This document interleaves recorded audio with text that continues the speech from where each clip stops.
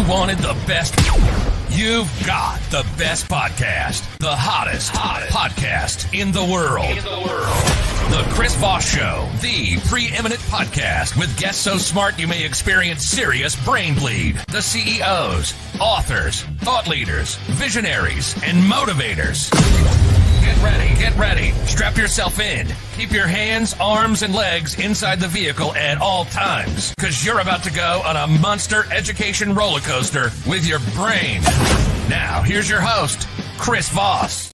Hi, folks. Chris Voss here from thechrisvossshow.com, thechrisvossshow.com. Welcome to the big show, my family and friends. We love you. We love all the people that have come by the show and spent some time with us today. And we thank you for inviting us into your heads, your hearts, your homes, wherever your workplace, your cars, wherever the hell you're listening to the show. Maybe you're listening on the beach, for all I know.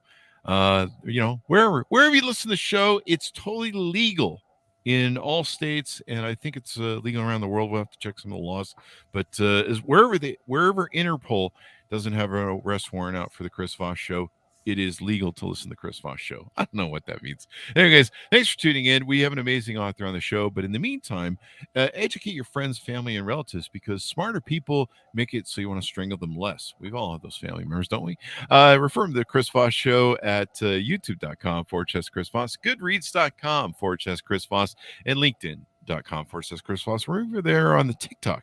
Check out our new AI podcast and leadership podcast as well.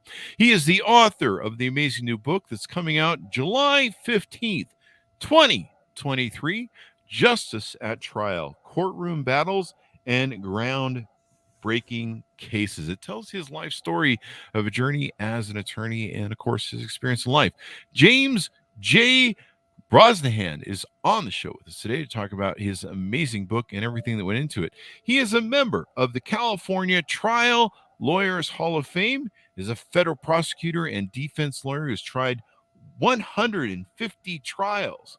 He was a senior partner at Morrison and Forster, a preeminent 1,000 lawyer international law firm based in San Francisco. For 46 years, he has lectured internationally for the National Institute of Trial Advocacy. He has authored articles for the American Constitutional Blog, Law 360, the California Historical Society, the Daily Journal, the New York Times, Bloomberg's Law, and Los Angeles Times. He's appeared on national radio and television, including ABC, CNN, Fox News, Larry King. I love Larry King, or I did. I still do.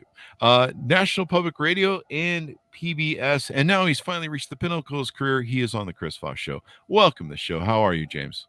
I'm fine. Thank you. Thanks for having me. Thanks for coming, my friend. And give us a .com wherever you want people to find you on the interwebs. It's Jim J. Brosnahan, BROSNAHAN.com. There you go. And so, you've lived a storied career here, James. What motivated you want to write this book from your words? I wanted to write a book that would give the readers a different view of lawyers. I think there are a lot of books about lawyers, but the excitement of trial, particularly, I thought was something I wanted to share with them, the suspense of trial. And what lawyers do. I mean, there's a side of lawyers that I'm not sure is represented in the public image. And I've known a great many wonderful lawyers, good lawyers. I've known some bad ones too, of course. But I wanted to share that with people. There you go. And to kind of open up the scope of what people's perception of lawyers are? Well, I think it varies. The concept of contribution and representing people and helping people isn't always part of what people think about lawyers. And they, a lot of things contribute to that too. And there's very legitimate points of view about lawyers, but there's the whole world that I also saw of lawyers who contribute their whole lives to nonprofit work, for example, trying to protect children. That's a very common thing for lawyers to do. Doing pro bono, which is representing people that have no money.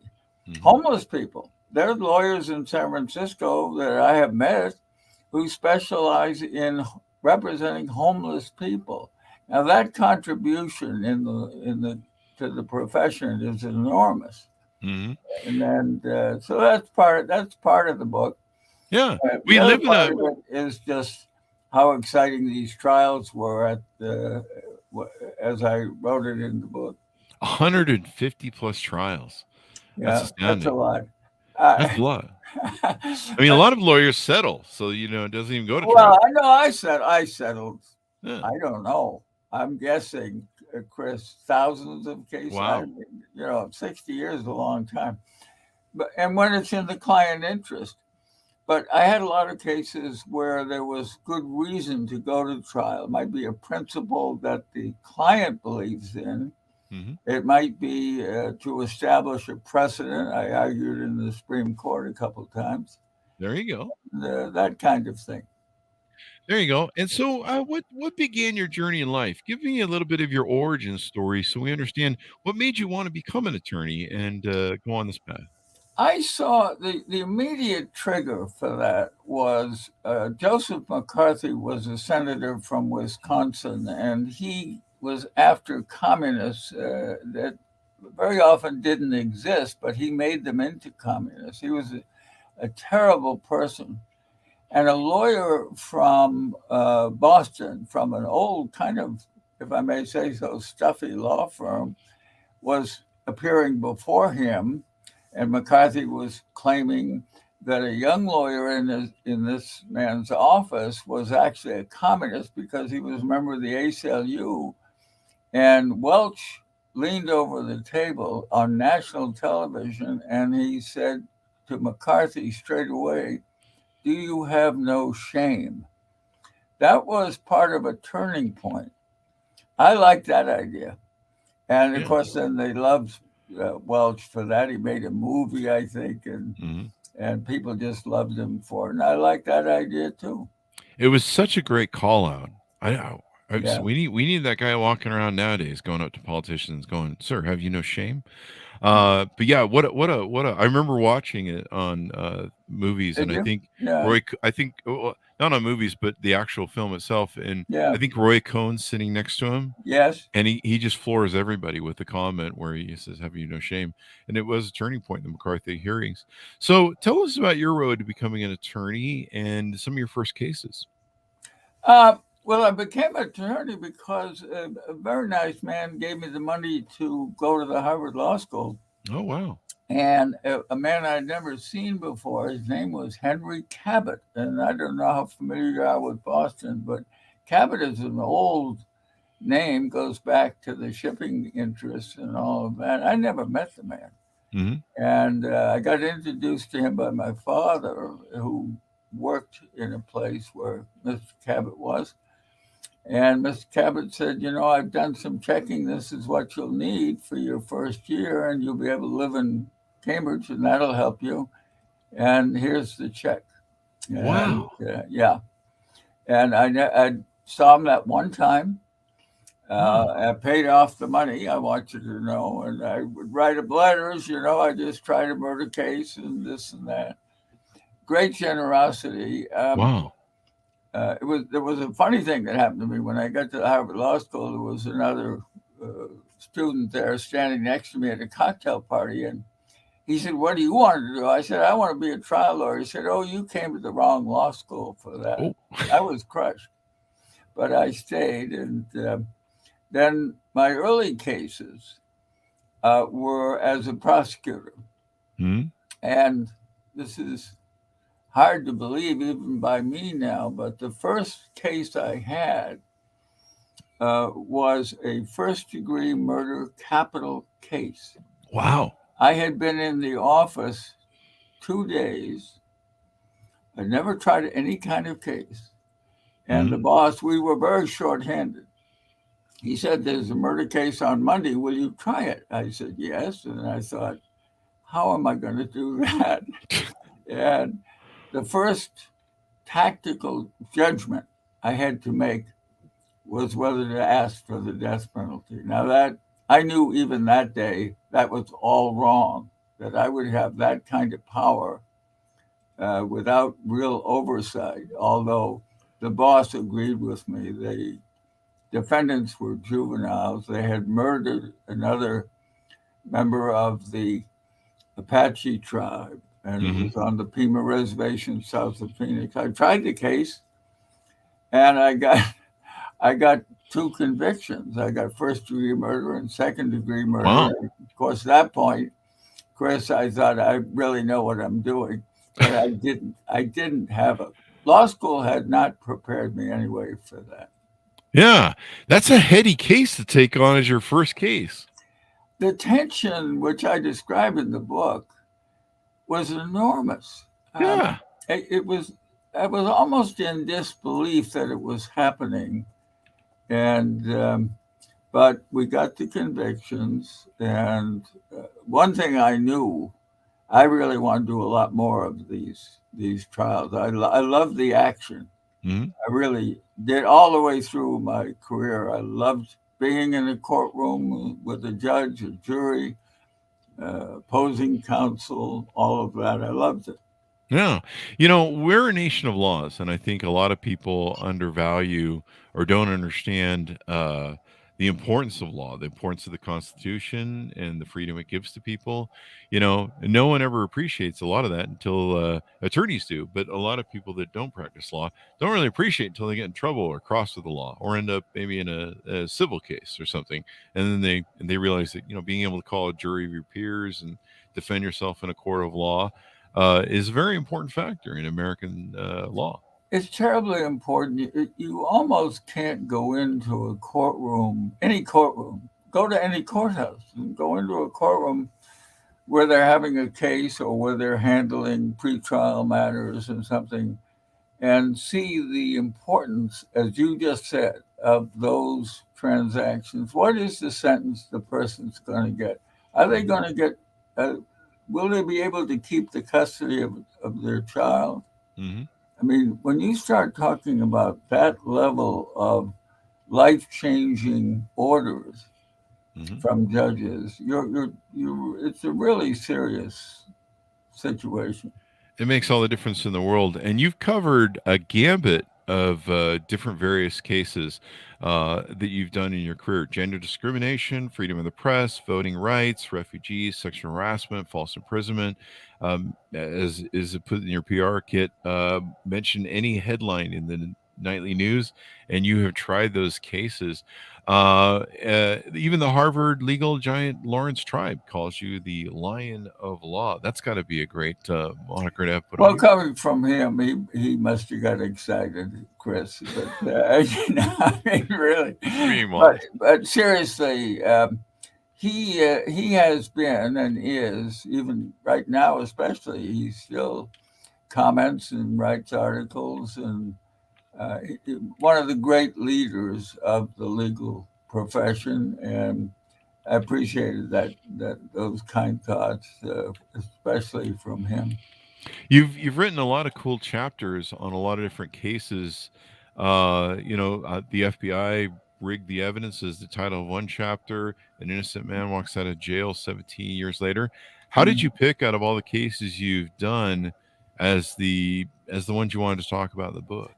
Yeah, it's important for the book. I tried to pick the ones that had current press interest.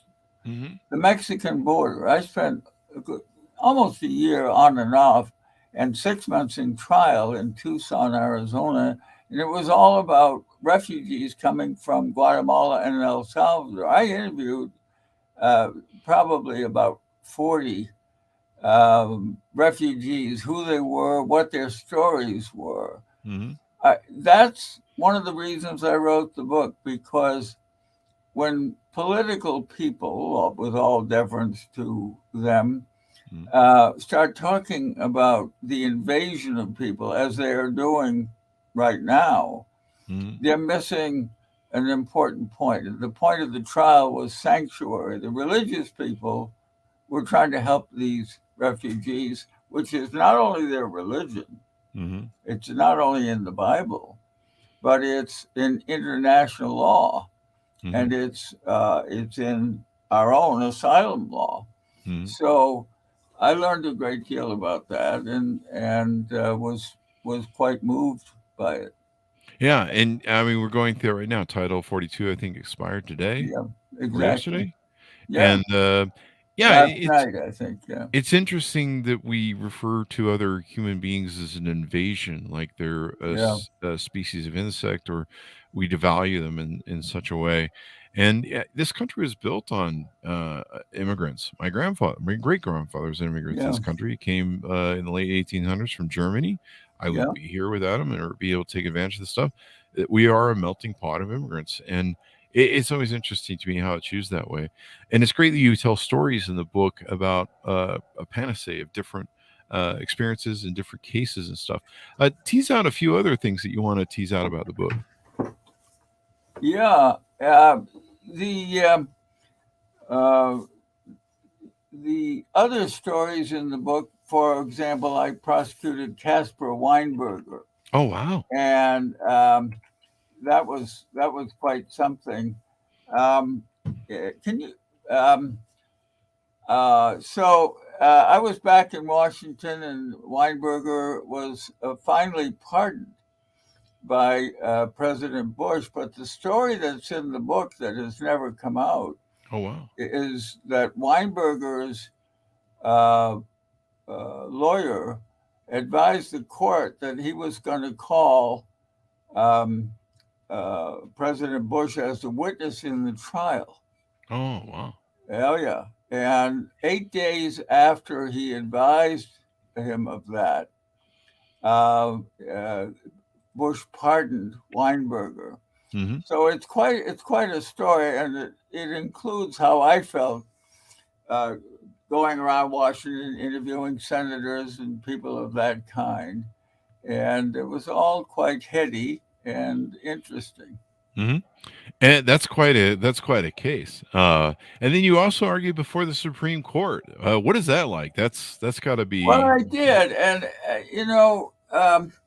you get, to put it mildly, you get nervous. I talk about how I felt the night before, Mhm. and as a lawyer, I'd be in San Francisco and I'd casually criticize some justice on the Supreme Court. If we're talking among lawyers and so forth.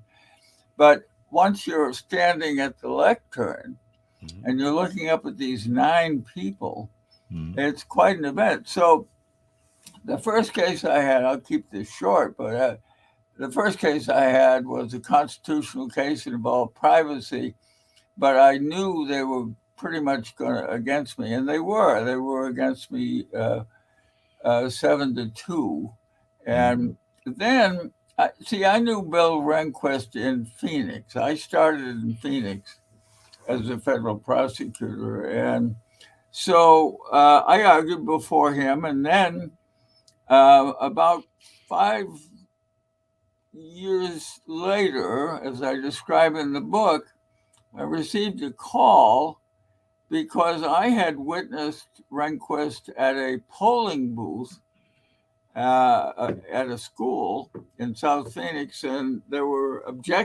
excessive objections being made to people voting. It was a black and brown neighborhood in Phoenix, Wow. and they wanted me to testify because Rehnquist is up for Chief Justice. So I tell them the book, the story, and I said, "Well, I don't know. That was a long time ago. I don't know how he feels now and so forth." And they said, "Well, have you read his testimony?" I said, "No." And so I looked at it. And he had denied involvement, Ah. and so I asked my partners, and they all thought I should testify. Mhm. I went back to the Senate Judiciary Committee in the middle of Rehnquist's hearings, and I testified, and they kept me there for about 3 or 4 hours, I guess. And but I held my own, to put it mildly. And so the point of this is, though, that had another case in the Supreme Court. Now, Rehnquist is the Chief Justice. He's sitting in the middle of the justices. And when I got up to argue, he just rose, turned around, and disappeared behind the black curtains. Mhm. And I argued to the 8 justices that were left, and you have to read the book to see the report. But it was okay for my client. Let's put it that way. There you go. What do you think people are going to come away? What do you think folks are going to learn from the book? Not only stories about your memoir and experience, but what do you think, big picture, they might come away with? I think that justice is complicated. Where is it found? I think very often justice is found in trial courts, Mm-hmm. where I spent my 60 years. And I think there are specific examples of how the justice system works. Mm-hmm. I also think when each chapter starts, you really don't know what's going to happen because I don't know what's going to happen. Yeah. And so, yeah, I think there's a true crime aspect to it. I think there's a breadth to the book in the sense that I tried a number of patent cases. I tried a number of commercial cases of all kinds. So, how does the system work? As you said a minute ago, the importance of the system in all manner of things is in this book. It took me 3 years to write it, and of Mm-hmm. that, 11 months was spent editing. And so I think it reads well, if I may Mm-hmm. say so. And they get a real idea of the justice system, courts, juries, for example. I have a story in there about a juror who um, I won't give away the punchline, but he had a very red face, and when the prosecutor said these defendants were selling liquor at a low price, and that violated a regulation, he just had this funny look on his face, like, "What's wrong with that?" You know. And so the story is in the book. Yeah.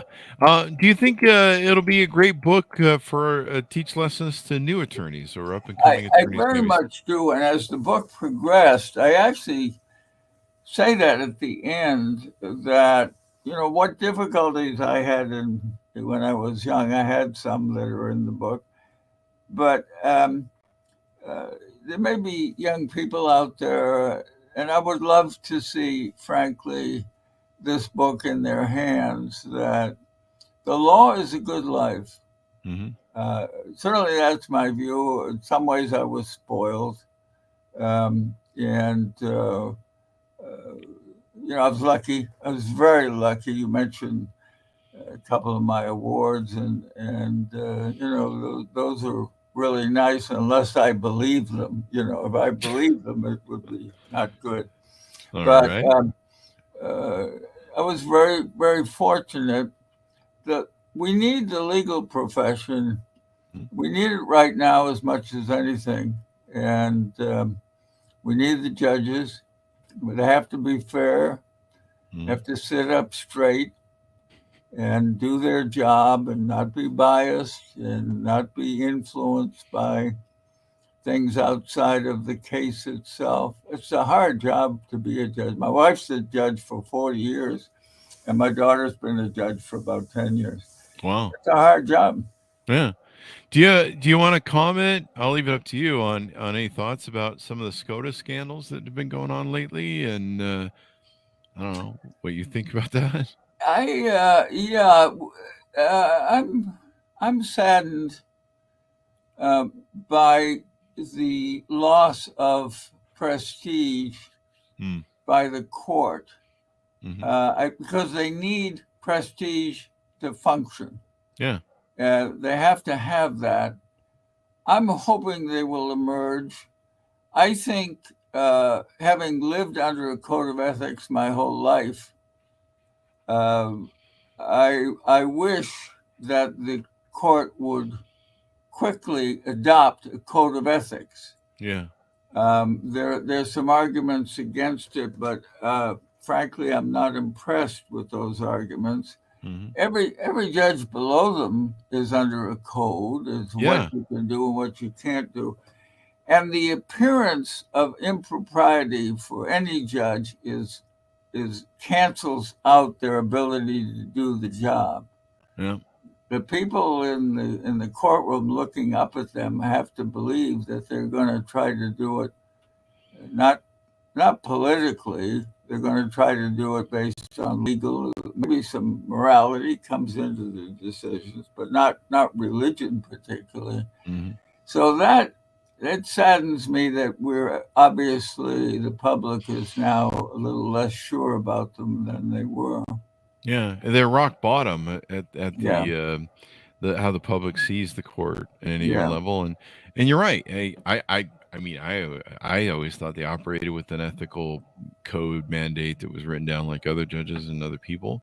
yeah. Um, it's kind of been extraordinary to see, and I think we're kind of scratching the surface. But I mean, I guess it's one of those things that have to be addressed. What's interesting to me is we have three separate branches, and I think I understand why Justice Roberts didn't want to appear before the House committee or Senate committee or whoever called him, because there's supposed to be a separation. But it always comes. It's like the police department. Who's watching the watchers, sort of thing. And yeah, it's an important thing. I've if I could go back to my younger days, instead of starting companies, I would have gone and been an attorney because there's so much. Really? Yeah, yeah, there's so much that you can do with the law, and I've always found it interesting.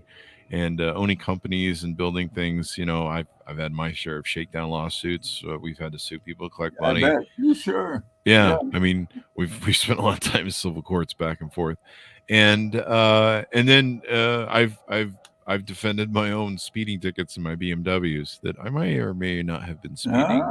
Ah, And one of the things we used to do with it is we would spend a lot of time appealing it. And there's kind of a trick that you have that you have 3 years that it sits on your driver's license, but it doesn't appear there until you're convicted in trial. So you appeal the hell out of it for 3 years, and then by the time it shows up yeah. on your thing.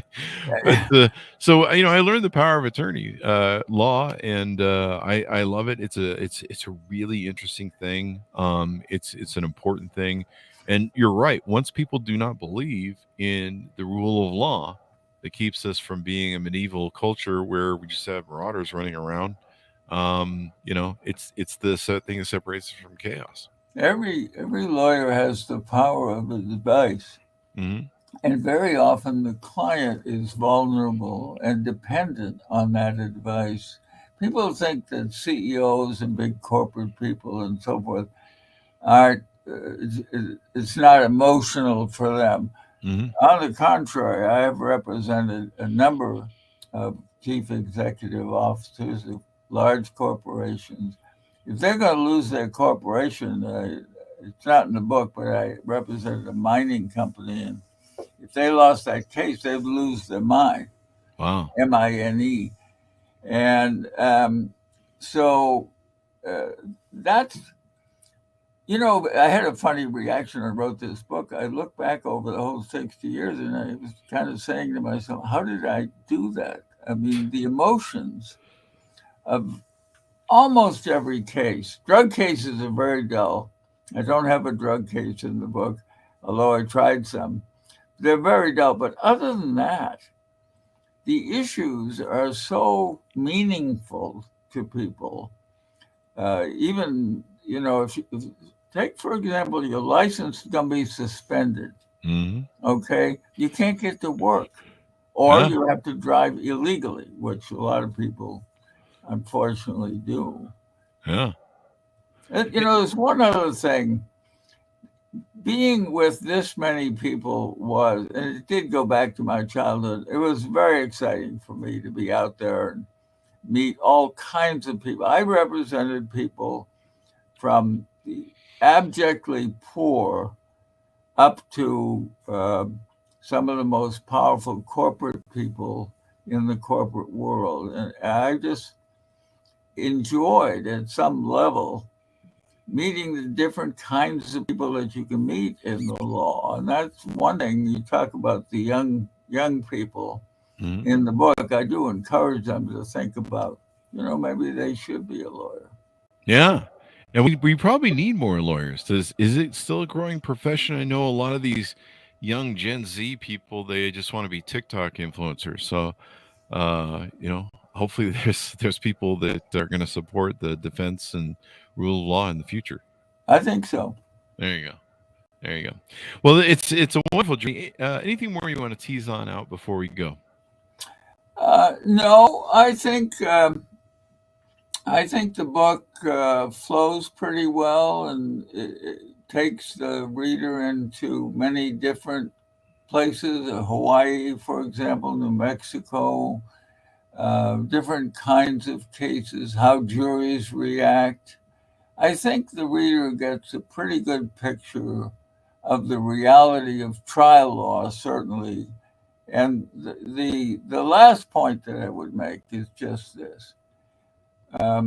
Recently, for example, a man was accused, he happened to be a lawyer, he was accused of murdering his wife and his son. Mm. And next to him were two lawyers. And here's one of the things that comes across in the book. Why are they doing that? I mean, they could do wills. Why do trial lawyers take their time, make their living representing some people who are in such deep trouble? What is that? What is that? And my answer to it is that trial lawyers are different than other people. Mm.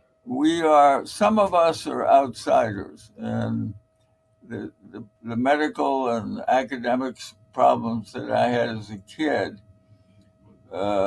is an example of that we're in the process of being outsiders, but we want to help people. We want to try to save them from whatever it is. But I do thank you for having me on your show. Thanks so much. And thank you for coming on. It's been an honor to have you and the insight that you've had there. And hopefully you'll inspire more people to understand law, to appreciate it and the value of it, and probably inspire some future great attorneys. I hope so. Thank you so much. Thank you so much, Jim, for being on the show. Give us a .com so people can find you on the interwebs, please. JimJBrosnahan.com. There you go. There you go. Order it up, folks. Wherever fine books are sold, you can pre-order it now. It's out July 15th, 2023. You can be the first in your book club to read it. Justice at Trial, Courtroom Battles and Groundbreaking Cases. Without the rule of law, folks, remember, we descend into a medieval marauding gangs running around. It's the thing that has brought us to a modern society. So please support it and learn more about it. Read the Constitution, damn it. All of you, go read the Constitution today, please. It's a good read. It is a good read. It's amazing how simplistic it was written and easy to understand. But then it's amazing how complex, legal tort system has been built upon it. But what a beautiful document. And if you run around saying that you quoting the Constitution, make sure you've read it. I always love people that I had a guy who made a comment once, and he's like, we don't need the Constitution. We just need the Second Amendment. And I'm like, do you understand that without the Constitution, you don't have the amendments? Like, it's built upon, so it's kind of fun. I had a 300-pound man I was playing poker in Las Vegas, which I believe you're familiar with. Yeah. And I had the Constitution in my pocket, and he got up from his seat. I thought he was going to punch me out or something. And he said, you got the Constitution? I said, yes, sir, I have the Constitution. He said, has it got the Second Amendment in there? I said, yes, sir, it does. He says, good, all right. And he didn't ask about any of the other things that I'm sure he may have been very negative about. I mean, I hope it's in there. It's just... I don't know. It's interesting what people quote. Yeah. You hear these people, they're like, it's unconstitutional. I'm like, have you read the Constitution? Because it's what you're quoting, whatever their political rap is. Anyway, thank you very much, Jim, for coming on the show. Thanks for tuning in. Go to goodreads.com, Chris Voss, youtube.com, Chris Voss, and linkedin.com, Chris Voss. See us over there on TikTok, too. We're trying to be cool. Thanks for tuning in. Be good to each other. Stay safe. We'll see you guys.